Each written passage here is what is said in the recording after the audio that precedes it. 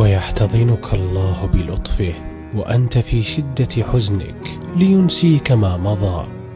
إن الله لا ينسى لك تلك الأيام التي أوجعتك، بل سيعوضك بفرحة تسر قلبك لتنسى كل مر في حياتك.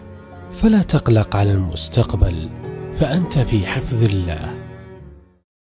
اللي حاسس ان ربنا معاه، البشر بالنسبة له هوى، بس هو احساس مش سهل انك تشعر بسند المعية وتعيشه. فقاموا قايلين كلمة بالسجية كده: احنا ربنا يكفينا هم الناس دي. قالوا حسبنا الله ونعم الوكيل. نفس الكلمة اللي قالها سيدنا إبراهيم وهو بيترمي بالمنجنيق في النار. قعدوا شهر يبنوها، مش عارفين يرموه فيها، فلازم يرموه بالآلة اللي عاملة زي المدفع بيرموا بيها الصخور على الحصون. اترمى، حسبنا الله ونعم الوكيل، اكفيني يا من تستطيع أن تكفيني. فانقلبوا بنعمة من الله وفضل، لم يمسسهم سوء